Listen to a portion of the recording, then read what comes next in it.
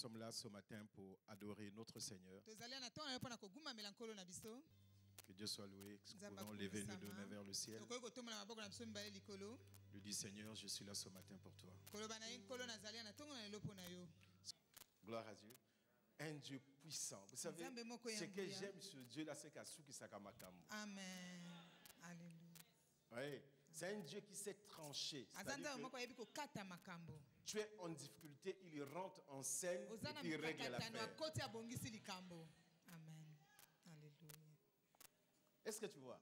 C'est-à-dire que tu es en difficulté, il rentre en scène et il règle l'affaire. Il est tellement puissant pour faire de grandes choses.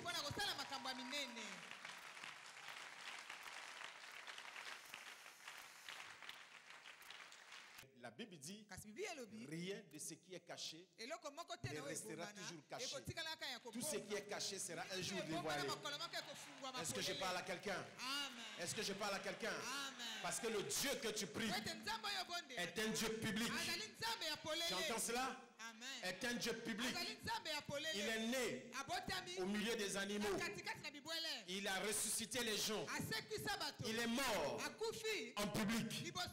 Ressuscité en public. Il reviendra en public. Il te sauve en public. Il te bénit en public. Il te lève en public. Il transforme ta vie en public. Il régénère ta vie en public. En public. En public. En public. En public. Il change ta vie en public. Est-ce que je parle à quelqu'un ce matin? Et si cette parole est pour quelqu'un, prends-la. Il régénère ta vie en public.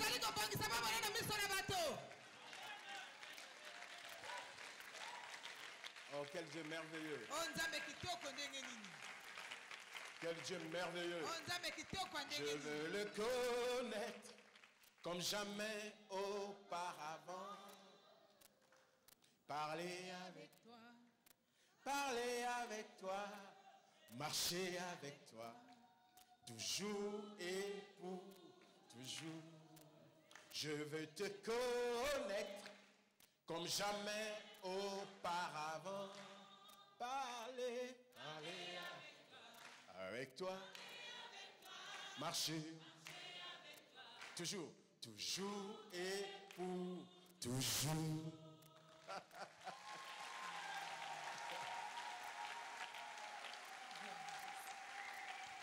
Un Dieu si puissant, si merveilleux, si fort. Alléluia. Loba nalingi. Plus que tout. Loba plus que tout. Plus que l'or. Plus que l'argent. Alors, vous savez, pour commencer, pour commencer quelque chose que quelqu'un n'a jamais fait, cela exige le courage. Quand tu as déjà même fait quelque chose et que tu as échoué, pour revenir sur la même chose, c'est un acte de courage. Il peut arriver aussi que tu as réussi. Tu as fait un voyage en Chine, ça a marché, tu reviens pour faire encore le même voyage. Il faut un acte de courage. La première fois, ça va marcher. Peut-être que cette fois, ça ne va pas marcher. C'est un acte de courage. Donc, commencer exige le courage. Recommencer exige le courage. Et il n'est pas donné à tout le monde de commencer. Et à tout le monde aussi n'est pas donné de recommencer. Alors, ce matin, je vais prendre quelque chose dans ce livre. Je vais parler sur d'où peut venir le courage de recommencer. D'où peut venir le courage de recommencer. Parce que le courage, ça peut être quelque chose qui est en toi, mais qu'il faut réveiller. Ça peut être quelque chose qui est aussi en dehors de toi, et qui peut arriver. On est ensemble? Donc, vous savez, à un moment donné, vous savez que dans dans le monde ou dans les nations, il y a des actions, il y a des accents, enfin, il y a des sujets sur lesquels le gouvernement, l'église, les institutions, les organisations peuvent mettre l'accent. Ce qui fait que pour le courage, ce n'est pas quelque chose qu'on suscitait beaucoup aux gens. C'est chacun qui devait apprendre à être courageux. Amen. Et j'aimerais en fait vous parler de cette passion qu'il y a dans le courage. Quelles sont ces choses-là qui peuvent faire que cette passion du courage se réveille en nous? Vous savez, à cause de tout ce qui se passe autour de nous aujourd'hui, regardez nos jeunes, la façon des jeunes de marcher, leur façon de chanter, les gestes de leurs mains. Ça peut nous amener en regardant aussi le comportement de certains enfants dans les quartiers. La violence, par exemple. Voyez-vous, comment on appelle ça, la crise d'identité. Vous savez, nos enfants, ils vont à l'école, nous les éduquons, et là-bas, ils vont rencontrer des amis qui veulent les diminuer. Et nos enfants, là aussi, veulent s'affirmer pour qu'on sache eux aussi ils existent. Donc, les amis peuvent venir à l'école avec des vêtements chers et l'enfant veut aussi prouver que lui aussi il est à la page. Tous ces scénarios à un certain niveau peuvent exiger le courage. On est ensemble? Ça peut exiger le courage. Mais de quel courage s'agit-il? Moi je considère qu'il y a deux types de courage. Voyez-vous, le courage authentique et le faux courage. En fait, il y a un faux courage. Et puis il y a un courage authentique, un courage qui peut être acclamé, un courage qui peut être applaudi. Mais il y a un faux courage qui frise la honte, qui va contre l'éthique. Alléluia. Vous savez, le faux courage, il n'est basé que sur les critères de foi physiologiques, des critères psychologiques, dépourvus de morale, dépourvus d'éthique, mais pour simplement que la personne puisse exhiber soit sa force, soit sa connaissance, soit sa prédominance en une chose. J'ai vu des jeunes en train de se discuter et l'autre était en train de demander comment lui était capable de voler l'argent, quelle que soit la cachette de ses parents. Il était capable de prendre de l'argent. Il y en a, il vous explique comment il a été capable de braquer quelqu'un. Comment il a été capable de prendre l'argent dans la poche d'une personne. C'est le courage. Comment il a été capable d'aller chercher la femme de son frère. Comment elle a été capable de prendre le mari de sa tante. Comment elle a été capable de prendre le mari de sa soeur. C'est un courage, mais dépourvu de morale, dépourvu d'éthique. C'est un courage, c'est un faux courage. Mais il y a un courage authentique. C'est le courage qui permet à tout le monde de se retrouver. C'est le courage qui permet même à celui qui ne pouvait pas parler de parler. Il y a ceux qui ont le courage de dire haut tout ce qui se dit bas. Voyez-vous, ils permettent à ceux qui sont bas de s'exprimer, de se faire entendre. Je vais vous dire ceci.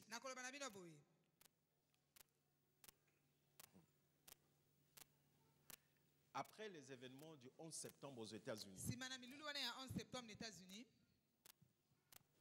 on a commencé à parler du courage. Le courage de qui? Le courage des pompiers. Des pompiers qui allaient dans le feu et dans la poussière, sachant qu'ils allaient mourir. Il y en a qui savaient qu'ils allaient mourir, mais ils ont vu des vies des gens parce qu'ils ont été formés pour secourir.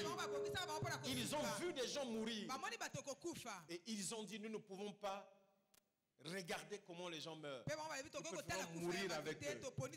Ces pompiers sont allés dans le feu. Vous savez, il y en a qui n'étaient pas des services. Qui n'étaient pas des services. Mais ils ont appris qu'il y a le feu là-bas. Ils sont allés à leur base. Ils ont enfilé leur tenue sans être des services. Ils sont allés dans le feu. Ils ont donné leur vie. Est-ce qu'on est ensemble? Ils ont donné leur vie. Toute leur nation a parlé du courage. Le courage de qui? Le courage des gens qui ont été capables de braver le feu, de donner leur vie pour sauver d'autres vies. Et puis, en ce moment, on a commencé à dire, mais tiens, il faut le courage.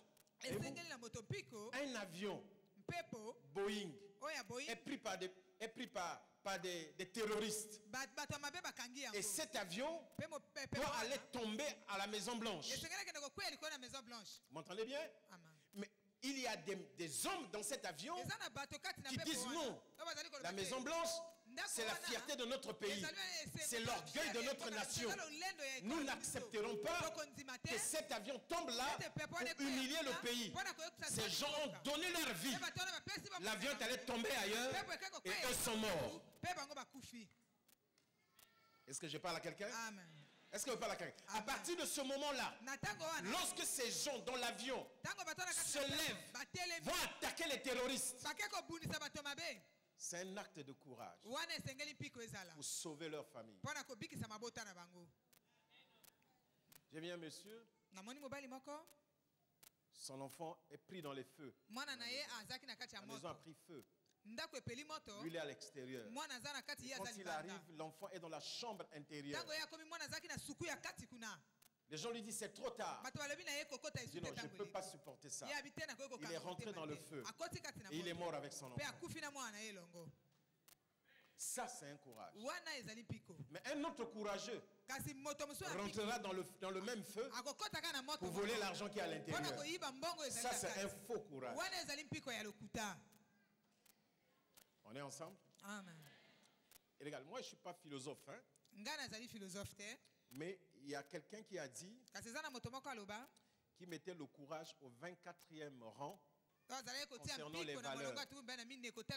Je crois que c'est Platon ou Sartre qui mettait le courage au 24e rang parmi les valeurs.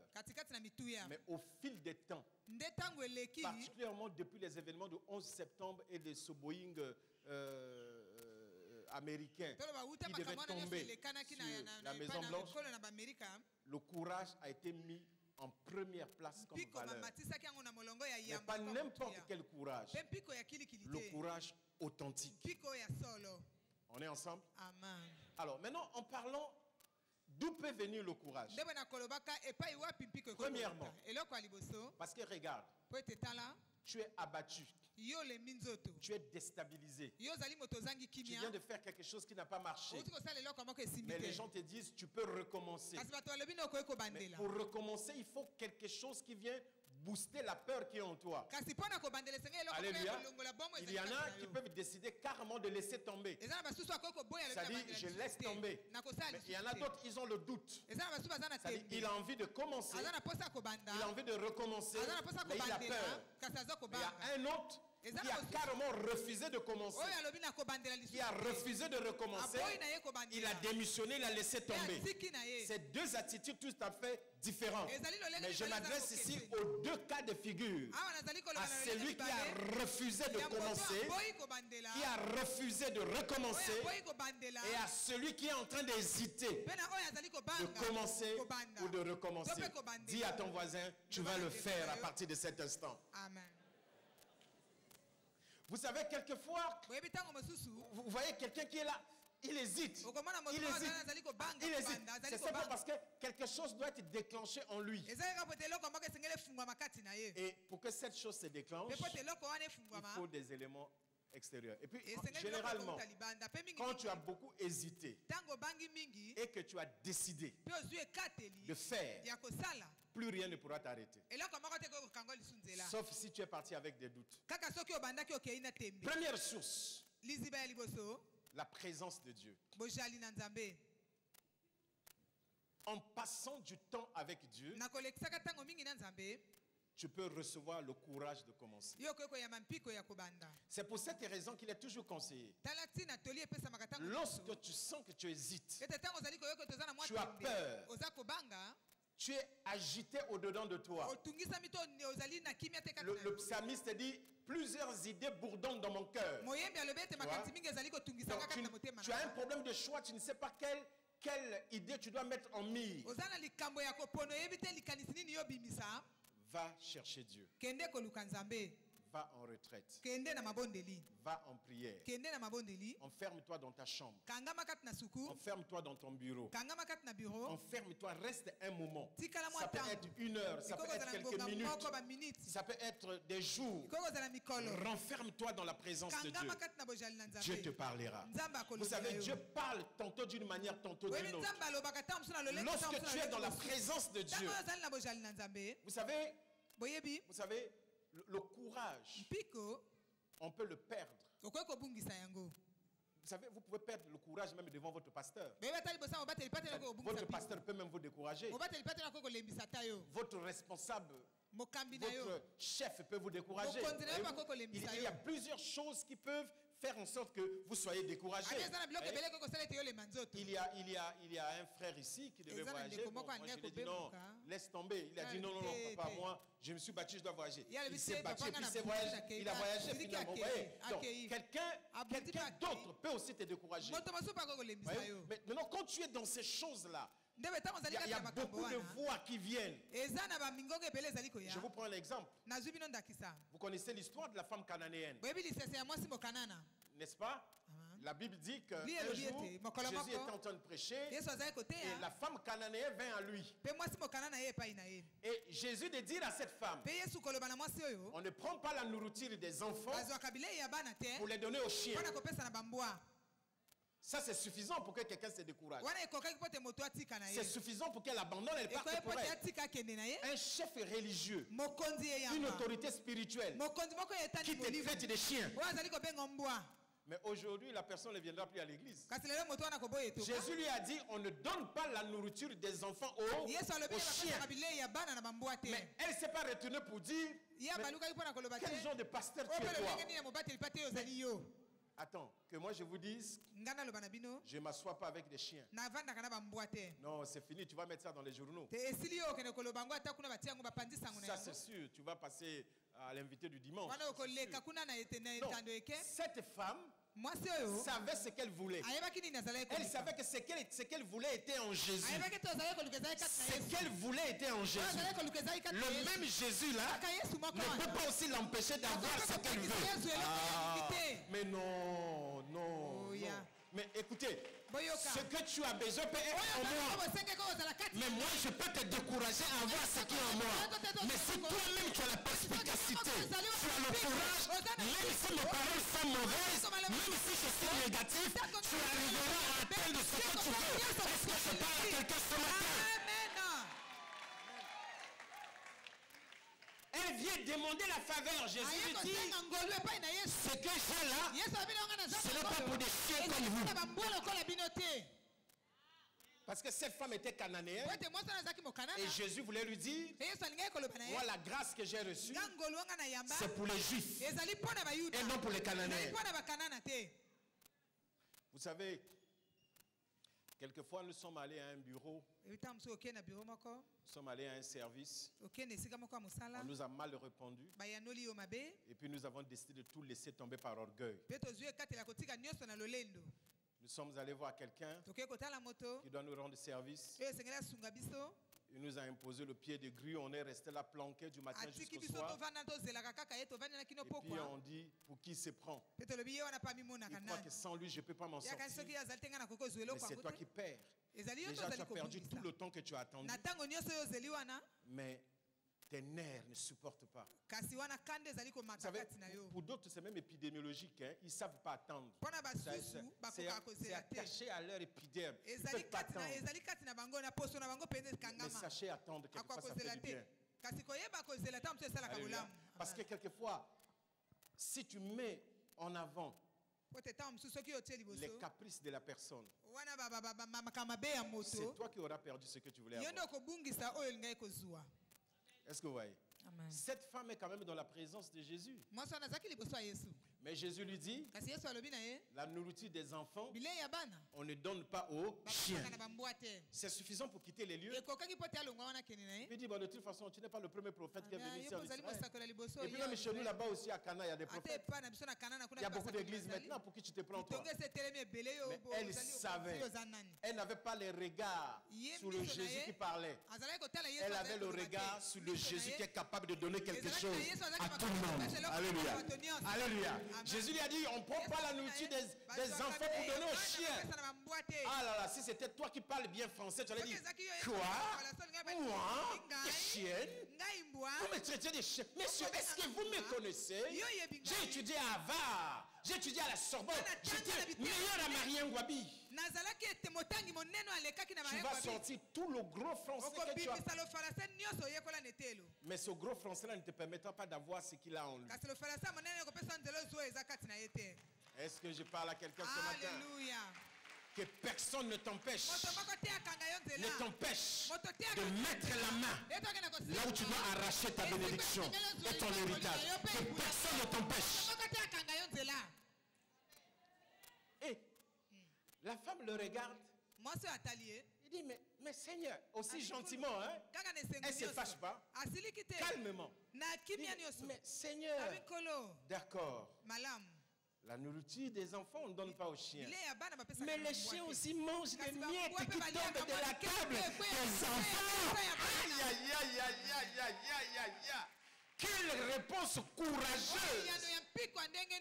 Oser corriger sagement un grand leader de cette femme.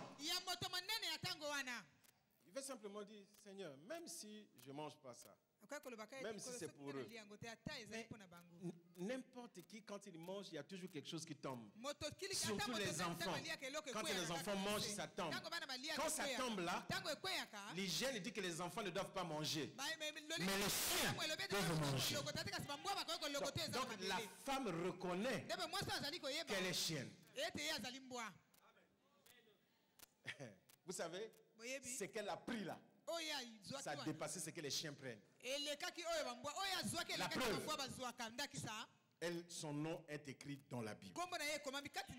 Sa foi a été prise en modèle pour plusieurs. Est-ce que je parle à quelqu'un? Passer du temps dans la présence de Dieu, lorsque tu as du mal à te décider, ne t'agite pas. Ne commence pas à appeler les gens n'importe où. Ne pleure pas. Rentre dans sa présence. Cherchez l'Éternel de tout votre cœur, il se laissera trouver par vous. Si vous me cherchez, vous me trouverez. Et Dieu parle. Il parle toujours. Même s'il ne parle pas par voix audible, il parlera par les sentiments intérieurs de son cœur. On est ensemble? Amen. Vous savez, un jour, Élie, dans 1 Roi, le chapitre 18, le verset 41 à 45, c'est le prophète Élie avec son serviteur. Vous savez, Élie, un jour, à cause de tout le désordre qu'il y avait dans le pays, Élie a décidé que pendant... Élie a ordonné qu'il n'y ait pas de pluie pendant 2 ans. Sinon à sa parole. Donc il dit qu'il ne pleuve pas pendant 2 ans. Et pour qu'il pleuve, il faut que ce soit lui qui parle. Mais tu sais, quand tu as pris un ordre comme ça, toi aussi tu vas subir. Parce que lui qui a donné l'ordre qu'il ne pleuve pas, pendant 2 ans il n'y a pas eu de pluie. Qu'est-ce que ça a provoqué? La sécheresse. La sécheresse a amené quoi? La rareté des produits de première nécessité. Et la rareté des produits de première nécessité a amené quoi? A amené l'inflation. Donc le pain qui coûtait 100 francs est devenu rare au point où on a commencé à le vendre à 500 francs. Donc même Élie qui a arrêté la pluie doit sortir 500 francs pour acheter un pain qui coûtait 100 francs. On est ensemble? Donc l'audace de sa foi ne l'a pas mis à l'abri de la conséquence de cette audace. Est-ce qu'on est ensemble? L'audace de sa foi ne l'a pas mis à l'abri de cela. 2 ans, chers amis. 2 ans, pas de pluie. Il ne pleut pas. Il n'y a que du soleil. Il n'y a pas de nuage sombre. Les gens sont dans la misère. Il y a la famine. Il y a la soif. Les gens qui étaient dans une prospérité hors norme, ils se retrouvent dans une situation où ils n'ont plus d'argent parce qu'ils ne peuvent ni vendre ni acheter. Même ceux qui ont l'argent, cela est insuffisant pour avoir les choses de première nécessité. Vous savez, Exode, nous allons lire, non, 1 roi, le chapitre 18, versets 41 à 45. Voilà ce que ça nous dit. Alors,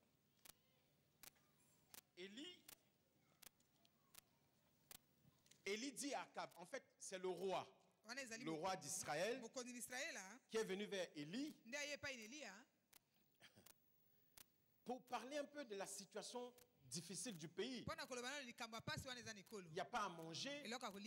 Les choses sont devenues chères.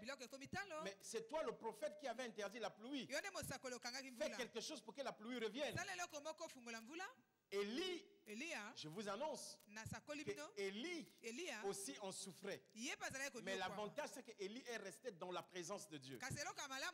Élie était à la montagne, à un certain niveau de la montagne, le roi avec lui. Et Élie va dire au roi, le verset 41, monte, mange et bois. Car il se fait un bruit qui annonce la pluie. Regardez, c'est quand même étrange. Est-ce que le roi a entendu ce bruit? Hein? Le prophète Élie est à la montagne en train de prier, d'adorer Dieu. Le roi vient et le prophète lui dit, monte, mange, bois. Ça veut dire quoi? Fini toutes les réserves qui avaient coûté cher. Il y a un bruit qui annonce la pluie. Mais est-ce que le roi a entendu ce bruit-là? Ne pouvait entendre ce bruit-là que celui qui était dans la présence de Dieu, c'est-à-dire Élie. Élie, dans la présence de Dieu, sa foi lui a fait entendre le bruit de la pluie. Lorsque la sécheresse rentre dans ta vie, dans la présence de Dieu, tu peux entendre le bruit de l'espoir. Tu peux sentir au-dedans de toi que quelque chose va arriver bientôt, que quelque chose va changer bientôt. Mais tu ne sauras pas l'expliquer. Même si tu parles aux gens, ils ne vont pas te croire. Parce que ce que toi tu entends, ils n'entendent pas. Ce que toi tu vois, eux ils ne voient pas. Mais toi ce matin, je sais que tu entends. Je sais que tu vois. Tu entends le bruit de la pluie. Il va pleuvoir bientôt. Il va pleuvoir pour toi. Est-ce que tu entends le bruit qui sort de ton cœur? Dis à ton voisin, il y a un bruit. Alléluia. Dis à ton voisin, il y a un bruit. Dis-lui. Le bruit qui annonce la pluie. Tout le monde n'entend pas ça. Nous pouvons tous rentrer à l'église là. Mais nous n'entendons pas tous la même chose. Il y en a qui viennent ici parce qu'ils savent qu'en ressortant, ils auront le bagage pour monter les montagnes. Ils auront. Comment on appelle les choses que les skieurs montent là avec la comment? Il y aura des patins, il y aura des skis. Non, reçois ça pour que tu montes. Reçois ça pour que tu montes. Reçois ça et que tu montes. Vous savez, quand on vient à l'église, là, il y en a qui viennent juste parce que s'ils ne viennent pas, on ne le verra pas, ils viennent. Mais il y en a qui viennent là, il dit, aujourd'hui là, si Tabatou va parler, il parlera sur moi, il s'adressera à moi. Et je m'adresse à toi ce matin, reçois cela. Alléluia. Il y a des gens qui viennent pour que Dieu leur parle. Si tu es venu juste me regarder, regarde. Mais si tu es venu pour que Dieu te parle, il a parlé à ton cœur ce matin. Est-ce qu'on est ensemble? Amen. Le prophète lui dit, mange et bois. Parce que Quand tu manges bien, tu es pressé de recevoir ce qui va arriver. Mange et bois, car il s'est fait un... La Bible dit, Akab, c'est lui le roi. Hein? La Bible dit, Akab monta pour manger et pour boire.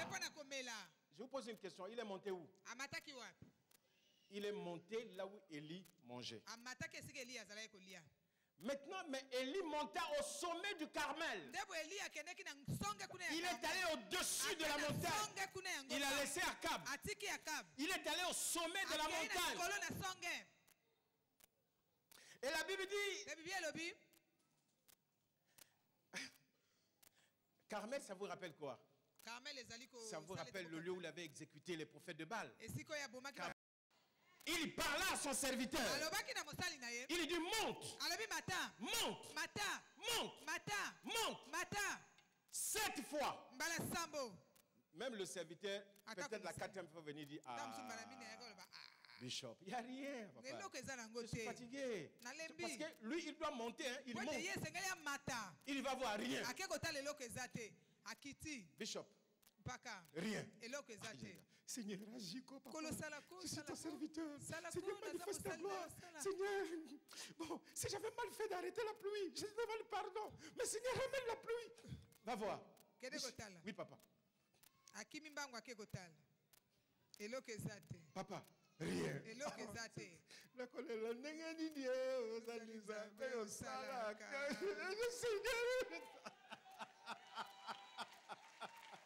Oh, j'aime cela.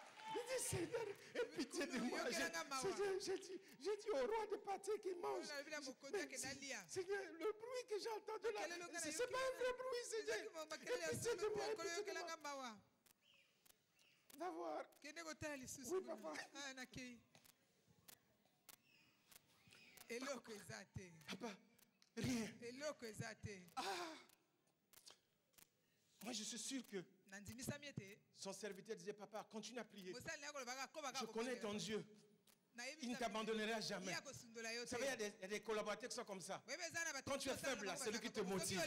Et je rends gloire pour les gens que Dieu m'a donnés. Ils sont toujours en train de me motiver. Non, Bishop, vas-y, ça va aller, ça va marcher. Non, papa, prie, ça va aller. On va combattre jusqu'à la fin. On va remporter la victoire. On va transformer les choses. On va changer les choses. Alors, Élie aussi, ça lui donne le courage. Oh Seigneur, et même pitié de cet enfant qui croit. Même lui qui est... Oh Dieu, exauce-nous. Oh Dieu, pitié de nous. Va voir. Oui, papa. Ah. Oui, papa. J'ai vu. Il y a un petit nuage. Oh, j'aime ça. Un petit nuage. Aïe. Je rends gloire à Dieu. Il commence toujours par des petites choses. Celui qui voit les choses au loin, il voit les choses petites. Mais il sait que ce qui est petit de loin là est grand à l'intérieur. Oh, celui qui regarde un noir. Celui qui regarde. Comment on appelle ça? De manguier. Ou bien un grain d'orange. Celui qui a la foi voit dans le grain d'orange un champ d'oranger. Un autre voit le noyau de la mangue, un noyau à jeter. Mais un autre dans le noyau de la mangue, il voit un champ de manguier. Son collaborateur, la Bible dit à la 7e fois, il dit, papa, voici un petit nuage qui s'élève de la mer. Il est comme la pomme de la main d'un homme. Il précise, pas comme pour un singe, pour le singe c'est un peu gros. Il dit, c'est tellement petit, c'est comme la main d'un homme. Est-ce que un nuage à la dimension de la pomme d'un homme peut suffisamment donner de l'eau pour couvrir tout un pays? Ce n'est encore rien. Mais pourtant, il faut continuer à croire. Vous savez, la Bible dit quoi? Élie dit, monte. Vous savez, moi, tout ce que je vous demande, c'est de ne jamais descendre, de toujours monter.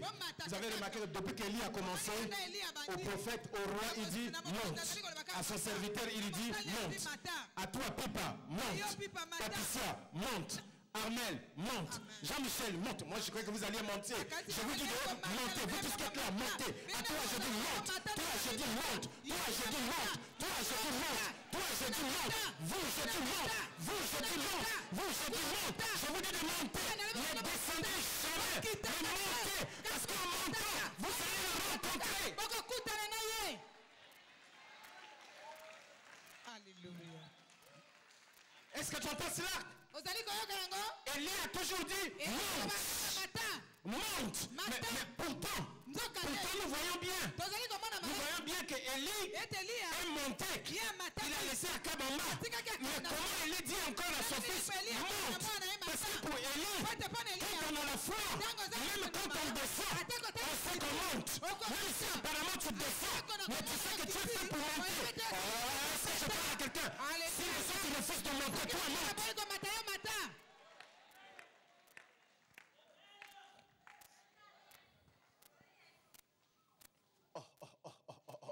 Mais comment? Le roi est en bas.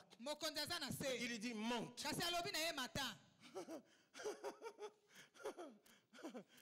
Personne ne va descendre. Ici, je dis, personne ne va descendre. Je dis, personne ne va descendre. Je dis, monte. Monte. Monte. Monte. Monte. Monte. Alléluia. Alléluia. À toi, je dis monte. Toi, je dis monte. À tes affaires, je dis monte. À ton travail, je dis monte. À ton commerce, je dis monte. Dans ton foyer, je dis monte. Dans ton ministère, je dis monte. Dans ta santé, je dis monte. Je te dis monte. Je te dis monte.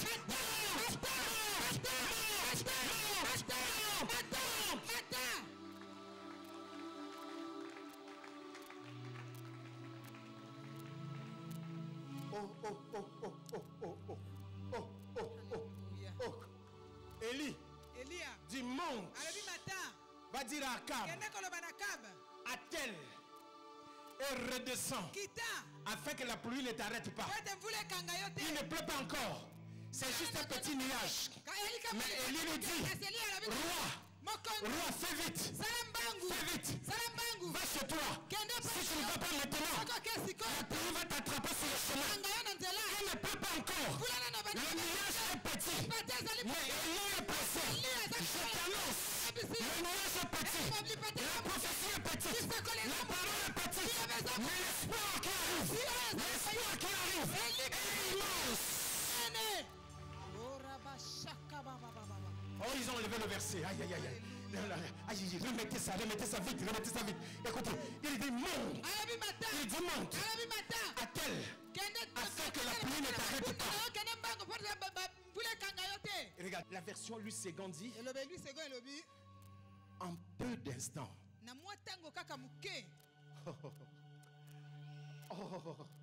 La Bible dit en peu d'instants. Le ciel s'obscurcit par les nuages. De toutes parts, le ciel devint noir. Des nuages. Le vent s'enleva. Oh, j'aime ça. Le ciel s'obscurcit par les nuages. Le vent s'établit. Écoutez-moi bien. Et il y eut une forte. Écoutez-moi bien. Avant la pluie, le ciel, ça doit noircir. Le roi est en train de courir. Il voit les nuages le suivre. Les nuages le suivent. En peu de temps, je t'annonce que ton nuage arrive. Le nuage de ta pluie arrive. Le nuage de ta pluie arrive. Le nuage de ta pluie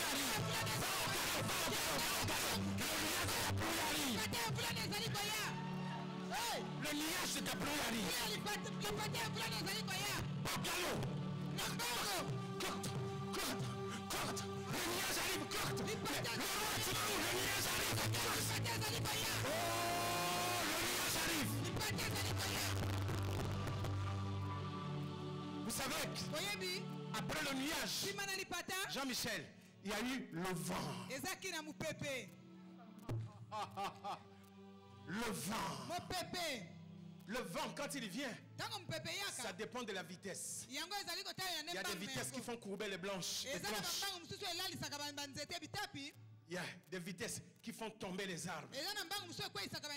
C'est-à-dire, en ce moment-là, le vent qui arrive, ça fait deux choses. La première, ça pousse le roi Akab avec son cheval d'aller vite. Mais le vent là aussi enlève les toits des prophètes de Baal. Ça arrache les arbres des sorciers. Là où les gens faisaient des magies pour bloquer les prières, pour bloquer les prières d'Élie. Là où les gens se retrouvaient pour prêcher les prières. Dieu a tué, Dieu a envoyé le vent. Alléluia. Lorsque le vent souffle, personne ne peut se mettre debout, sauf le propriétaire du vent lui-même. La Bible dit, lorsque le vent souffle, tu sais où il vient, mais tu ne sais pas d'où il va. Je t'annonce ceci, tu sais là où tes ennemis sont venus. Ils sont venus de ta famille, ils sont venus du travail, ils sont venus du quartier. Mais le vent souffle, tu ne sais pas où il va partir. Alléluia. Je t'annonce, tu sais d'où il vient, mais tu ne sais pas d'où il va. Tu ne sais pas où le vent va pousser. Je commande, j'ordonne, je déclare, je donne l'ordre à tous tes ennemis que le vent les balaye. Le vent balaye la maison, le vent va sauter les toits, le vent renverse les arbres, le vent secoue les arbres, ceux qui sont dans la forêt, le vent secoue les arbres, ceux qui sont dans l'eau, le vent soulève les eaux. Je parle à quelqu'un ce matin.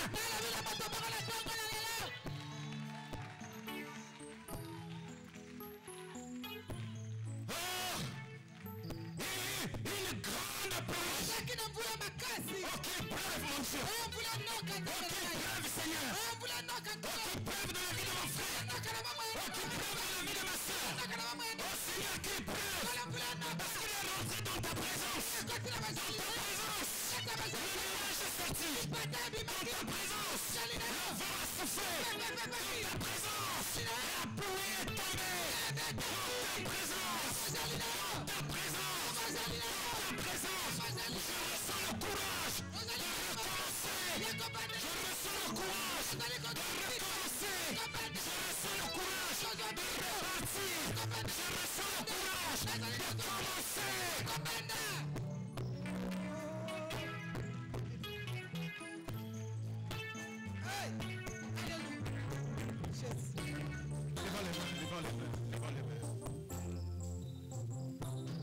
Je ne sais pas ce qu'il t'a dit ce matin,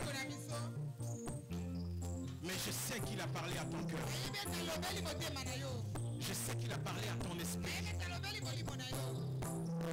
Je sais qu'il t'a parlé. Je sais qu'il t'a dit, tu peux commencer.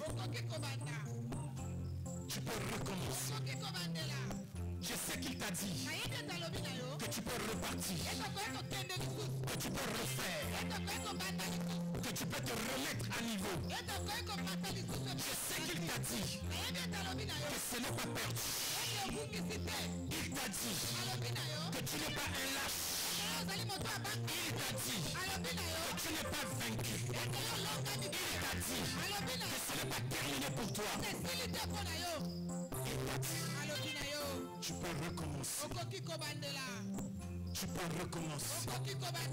Tu peux recommencer. Tu peux recommencer. Lève tes mains, dis après moi ce matin. Dis après moi, Seigneur Jésus, me voici. Comme Élie, dans ta présence, je cherche ta face pour recevoir ta volonté, pour que je commence et que je recommence. Un nouveau départ s'impose dans ma vie. J'ai besoin de toi, de ta force, de ton courage, de ta détermination pour recommencer et pour partir. Lève tes deux mains. Tu peux garder tes yeux fermés. Oh my God. Tu peux garder tes yeux fermés. Tu peux avoir pitié de cette femme. Laisse-le avoir pitié de toi. Oui, c'est bon. C'est bon pour toi. Tu peux recommencer. Les choses sont de ton côté. La faveur de Dieu est sur toi. Mighty God. Mighty God. Tu peux recommencer, tu vois. Tu peux recommencer, tu vois. Tu peux recommencer. Il va passer. Parce qu'il va établir un règne nouveau. Tu vois, un règne nouveau. Tout nouveau. Les choses anciennes passent. Tout devient cette année. Tu peux recommencer. Recommencer. Recommencer.